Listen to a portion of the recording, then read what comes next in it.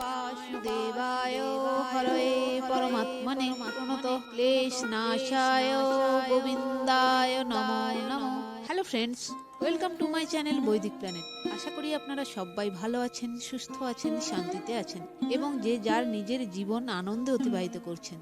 বন্ধুরা, আমার এই চ্যানেলে সহজ বাংলা ভাষায় বিভিন্ন প্রকার হিন্দু শাস্ত্র যেমন বেদ, উপনিষদ, পুরাণ, রামায়ণ, মহাভারত, গীতা ইত্যাদি বিভিন্ন প্রকার ধর্মগ্রন্থ নিয়ে আলোচনা করা হয়। আপনারা যারা এই শাস্ত্রগুলি সম্বন্ধে জানতে ইচ্ছুক কিন্তু পড়ার জন্য সময় পান না, তারা এই চ্যানেলের ভিডিওগুলি দেখতে পারেন। বন্ধুরা, আজ আমি শ্রী শৌনকের সাধন বিষয়ক প্রশ্নের উত্তরে শ্রী সুত শিব পুরাণের যে উৎকৃষ্ট মহিমা বর্ণনা করেছিলেন তা পাঠ করব, তো শুনতে থাকুন।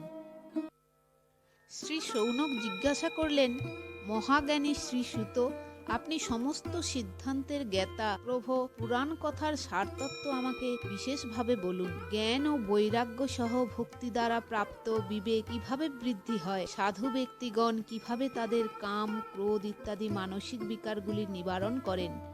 এই ঘোর কলিকালে জীব প্রায়শ আসুরি স্বভাব সম্পন্ন হয়ে উঠেছে, সেই জীব সমুদায়কে শুদ্ধ করার সর্বশ্রেষ্ঠ উপায় কি? আপনি এখন আমাকে এমন কোনো শাশ্বত সাধনের কথা বলুন যা কল্যাণকারী বস্তুগুলির মধ্যে সর্বোৎকৃষ্ট এবং পরম মঙ্গলকারী হয় ও পবিত্রকারী উপায়গুলির মধ্যেও সর্বোত্তম পবিত্র কারক। সেই সাধন যেন এমন হয় যার দ্বারা শীঘ্রই অন্তঃকরণের বিশেষ শুদ্ধি এবং নির্মল চিত্ত বিশিষ্ট ব্যক্তি চিরকালের মতো শিব প্রাপ্তি করেন। শ্রীসুত বললেন, মুনিশ্রেষ্ঠ শৌনক, তুমি ধন্য, কারণ তোমার হৃদয়ে পুরাণ কথা শোনার বিশেষ আগ্রহ ও আকাঙ্ক্ষা আছে। তাই আমি শুদ্ধ বুদ্ধির দ্বারা বিচার করে তোমার কাছে পরম উত্তম শাস্ত্রের বর্ণনা করছি। বৎস, এটি সম্পূর্ণ শাস্ত্রাদির সিদ্ধান্ত সম্পন্ন, ভক্তি বৃদ্ধিকারী এবং ভগবান শিবের সন্তুষ্টকারী। এটি কর্ণের পক্ষে উত্তম, রসায়ন, অমৃত স্বরূপ ও দিব্য। তুমি এটি শ্রবণ করো। মুনে, শিব পুরাণ অতি উত্তম শাস্ত্র। এটি পুরাকালে ভগবান শিবই বর্ণনা করেছিলেন। এটি কালরূপী সর্পের মহাভয় বিনাশকারী উত্তম সাধন। গুরুদেব ব্যাস মুনি সনত কুমারের উপদেশ লাভ করে অত্যন্ত যত্নের সঙ্গে সংক্ষেপে এই পুরাণের প্রতিপাদন করেছিলেন। এই পুরাণ প্রণয়নের উদ্দেশ্য হল কলিযুগের মানুষের পরম হিত সাধন করা। শিব পুরাণ এক পরম উত্তম শাস্ত্র। এই পৃথিবীতে এটিকে ভগবান শিবের বাংময় স্বরূপ বলে বুঝতে হবে। এটি সর্বপ্রকারে অনুধাবন করা উচিত। এর পঠন ও শ্রবণ সর্বসাধন রূপ। এর দ্বারা শিব ভক্তি লাভ করে মানুষ শ্রেষ্ঠতম স্থান লাভ করে এবং শীঘ্রই শিব পদ প্রাপ্ত হয়। তাই মানুষ যত্নপূর্বক এই পুরাণ পাঠ করার ইচ্ছা রাখে অথবা এর অধ্যয়নকে অভীষ্ট সাধন বলে মনে করে। তদনুরূপ এটির শ্রদ্ধাপূর্বক শ্রবণ সম্পূর্ণ মনোবাঞ্ছিত ফল প্রদানকারী। ভগবান শিবের এই পুরাণ শ্রবণ করলে মানুষ সর্ব পাপ হতে মুক্ত হয় এবং ইহজীবনে নানাবিধ উৎকৃষ্ট ভোগাদি উপভোগ করে শেষে শিবলোক লাভ করে। এই শিব পুরাণ গ্রন্থ 24,000 শ্লোক সমন্বিত। এটি 7 সংহিতা সমন্বিত। ভক্তি, জ্ঞান, বৈরাগ্য সম্পন্ন হয়ে অত্যন্ত শ্রদ্ধার সঙ্গে মানুষের এটি শ্রবণ করা উচিত। সপ্ত সংহিতাযুক্ত এই দিব্য শিব পুরাণ পরব্রহ্ম পরমাত্মার ন্যায় বিরাজমান এবং সর্বোৎকৃষ্ট গতি প্রদান করে। যিনি নিরন্তর অনুসন্ধান পূর্বক এই শিব পুরাণ প্রেম ও ভক্তি সহ পাঠ করেন, তিনি যে পুণ্যাত্মা তাতে কোনো সংশয় নেই। এই উত্তম বুদ্ধিসম্পন্ন ব্যক্তি অন্তিমকালে ভক্তি সহকারে এই পুরাণ শ্রবণ করেন। তার উপর প্রসন্ন হয়ে ভগবান মহেশ্বর তাকে নিজ পদ প্রদান করেন। যিনি প্রতিদিন সমাদরের সঙ্গে এই শিব পুরাণের পূজা করেন, তিনি ইহজগতে সর্বসুখ ভোগ করে অন্তিম সময়ে ভগবান শিবের চরণে আশ্রয় লাভ করেন। যিনি প্রতিদিন আলস্য ত্যাগ করে রেশমি বস্ত্রে আবৃত করে এই শিব পুরাণের বন্দনা করেন, তিনি সদা সুখী হন। এই শিব পুরাণ নির্মল এবং ভগবান শিবের সর্বস্ব। যিনি ইহলোক ও পরলোকে সুখ আকাঙ্ক্ষা করেন, তাঁর শ্রদ্ধা সহকারে যত্নপূর্বক এটির সেবা করা উচিত। এই নির্মল এবং উত্তম শিব পুরাণ ধর্ম, অর্থ, কাম, মোক্ষ 4 পুরুষার্থ প্রদানকারী। সুতরাং এটি সর্বদা ভক্তিপূর্বক শ্রবণ এবং শুদ্ধ চিত্তে পাঠ করা উচিত। শিব পুরাণ শ্রবণ দ্বারা দেবরাজের শিবলোক প্রাপ্তি এবং চঞ্চুলার পাপ থেকে ভয় এবং সংসার থেকে বৈরাগ্য।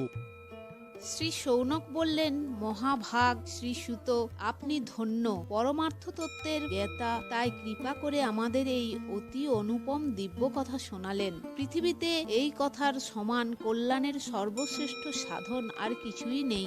এ কথা আমি আজ আপনার কৃপায় বিশেষভাবে বুঝতে পেরেছি। শ্রী সুত, কলিযুগে এই কথকতার প্রভাবে কোন কোন প্রাণী শুদ্ধ হন, কৃপাপূর্বক তা বলুন এবং এই জগৎকে কৃতার্থ করুন। শ্রী সুত বললেন, মুনি, যেসব মানুষ পাপী, দুরাচারী, খল এবং কাম, ক্রোধ ইত্যাদিতে নিরন্তর ডুবে থাকে, তারাও এই পুরাণ শ্রবণ পঠন দ্বারা অবশ্যই শুদ্ধ হয়ে যান। এই বিষয়ে জ্ঞানী মুনি নিম্নোক্ত প্রাচীন ইতিহাসের উদাহরণ দিয়ে থাকেন, যা শ্রবণ করলেই সম্পূর্ণ পাপের ক্ষয় হয়। পূর্বকালের কথা, কোনো এক কিরাত নগরে এক ব্রাহ্মণ বাস করতেন, যিনি জ্ঞানহীন, দরিদ্র, রস বিক্রয়কারী এবং বৈদিক ধর্ম বিমুখ ছিলেন।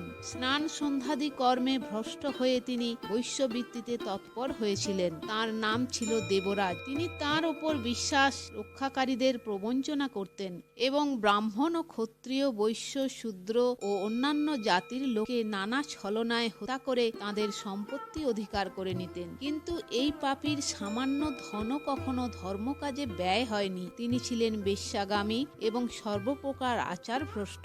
একদিন ঘুরতে ঘুরতে দৈবযোগে তিনি প্রতিষ্ঠানপুর এসে পৌঁছলেন। তিনি সেখানে এক শিবালয় দেখতে পেলেন, যেখানে বহু সাধু মহাত্মা একত্রিত হয়েছিলেন। দেবরাজ সেই শিবালয়ে থেকে গেলেন, কিন্তু সেখানে তার জ্বর এসে যায়। জ্বরে তিনি অত্যন্ত কষ্ট পেতে লাগলেন। সেখানে জনৈক ব্রাহ্মণের দ্বারা শিব পুরাণের কথকথা হচ্ছিল। জ্বরে পীড়িত দেবরাজ সেই ব্রাহ্মণের মুখনিসৃত শিব কথা নিরন্তর শুনতে থাকলেন।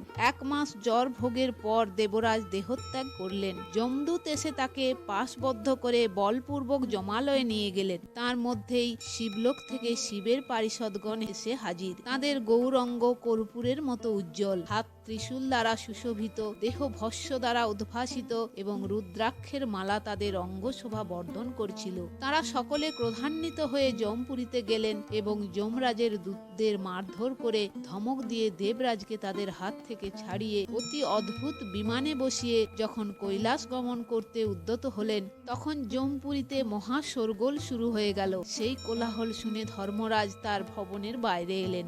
সাক্ষাৎ দ্বিতীয় রুদ্রের ন্যায় প্রতীত হওয়া সেই 4 দূতকে দেখে ধর্মজ্ঞ ধর্মরাজ তাদের বিধিপূর্বক পূজা করলেন এবং জ্ঞান দৃষ্টির সাহায্যে সমস্ত বৃত্তান্ত জেনে নিলেন। উনি ভীতবশত ভগবান শিবের সেই দূতদের কোনো কথা জিজ্ঞাসা করলেন না, বরং তাদের সকলকে পূজা করে প্রার্থনা করলেন। সেই শিবদূতরা তারপর কৈলাস চলে গেলেন এবং সেখানে পৌঁছে তারা সেই ব্রাহ্মণকে দয়াসাগর শাম্ব শিবের হাতে প্রত্যর্পণ করলেন। শ্রী শৌনক বললেন, মহাভাগ শ্রী সুত, আপনি সর্বজ্ঞ, মহামতে, আপনার কৃপা প্রসাদে আমি বারংবার কৃতার্থ হয়েছি। এই ইতিহাস শ্রবণ করে আমার মন অত্যন্ত আনন্দে নিমগ্ন হচ্ছে। সুতরাং এবার ভগবান শিবে প্রেম বৃদ্ধিকারী শিব সম্বন্ধীয় অন্য কিছু বলুন। শ্রী সুত বললেন, শৌনক, শোনো, আমি তোমার কাছে গোপনীয় রহস্য বর্ণনা করব, কারণ তুমি শিব ভক্তদের মধ্যে অগ্রগণ্য এবং বেদবেত্তাদের মধ্যে শ্রেষ্ঠ। শোনো, পূর্বে সমুদ্রের নিকটবর্তী প্রদেশে বাসকাল নামে এক গ্রাম ছিল। সেখানে বৈদিক ধর্ম বিমুখ মহাপাপী দ্বিজগণ বাস করতেন। তারা সকলে অত্যন্ত দুষ্ট ছিলেন। তাদের মন দূষিত বিষয় ভোগেই ব্যাপৃত থাকত। তারা দেবতাদেরও বিশ্বাস করতেন না, ভাগ্যকেও নয়, এবং সকলেই ছিলেন কুবৃত্তি সম্পন্ন। চাষাবাদ করতেন এবং নানা প্রকার ভয়ঙ্কর অস্ত্রশস্ত্র রাখতেন। জ্ঞান, বৈরাগ্য এবং স্বধর্মের সেবাই যে মানুষের পরম পুরুষার্থ, সে বিষয়ে তারা ছিলেন সম্পূর্ণ অজ্ঞ। তারা সকলেই ছিলেন পশু বুদ্ধি সম্পন্ন। যেখানে দ্বিজদের এই অবস্থা, অন্য বর্ণের লোকেরাও ছিল তাদের মতো কুৎসিত বিচার সম্পন্ন, স্বধর্ম বিমুখ এবং খল। তারাও সর্বদাই কুকর্মে ব্যস্ত থাকতেন এবং নিত বিষয় ভোগে ডুবে থাকতেন। সেখানকার সব নারীরাও ছিলেন কুটিল স্বভাবের, স্বেচ্ছাচারিণী, পাপাসক্ত, কুৎসিত বিচার বুদ্ধি সম্পন্ন ও ব্যভিচারিণী ও সদ্ব্যবহার ও সদাচার বর্জিত।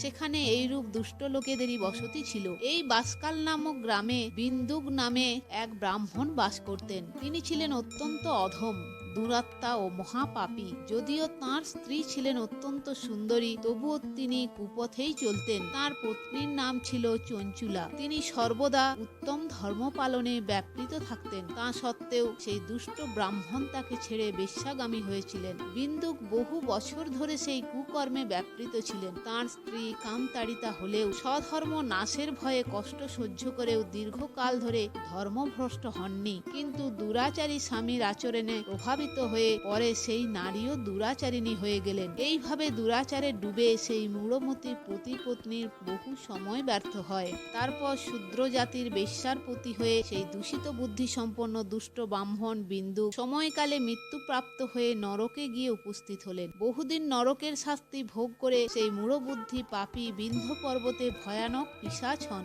এদিকে সেই দুরাচারী পতি বিন্দুকের মৃত্যুর পর সেই মূঢ় হৃদয়া চঞ্চুলা বহুদিন পুত্রদের সঙ্গে নিজের গৃহেই বসবাস করে। একদিন দৈবযোগে কোনো পুণ্য পূর্বকালের সেই নারী আত্মীয় বন্ধুদের সঙ্গে গোকর্ণ ক্ষেত্রে গেলেন। তীর্থযাত্রীদের সঙ্গে তিনিও তখন তীর্থ জলে স্নান করেন। তারপর তিনি সাধারণভাবে বন্ধুদের সঙ্গে এখানে ওখানে বেড়াতে লাগলেন। ঘুরতে ঘুরতে তিনি কোনো এক দৈব মন্দিরে গেলেন এবং সেখানে তিনি এক দৈবজ্ঞ ব্রাহ্মণের মুখ থেকে ভগবান শিবের পরম পবিত্র ও মঙ্গলময় উত্তম পৌরাণিক কাহিনী শোনেন। কথাবাচক ব্রাহ্মণ বলেছিলেন যে যেসব নারী পরপুরুষের সঙ্গে ব্যভিচার করে তারা মৃত্যুর পর যখন যমলোকে যায় তখন যমরাজের দূত তাদের যোনিতে তপ্ত লোহার পাত ঢুকিয়ে দেয়। পৌরাণিক ব্রাহ্মণের মুখে এই বৈরাগ্য বৃদ্ধিকারী কথা শুনে চঞ্চুলা ভীত ব্যাকুল হয়ে কাঁপতে লাগলেন। কথা সমাপ্ত হলে যখন শ্রবণকারী সকলে সেখান থেকে বাইরে চলে গেল তখন ভীত সন্ত্রস্ত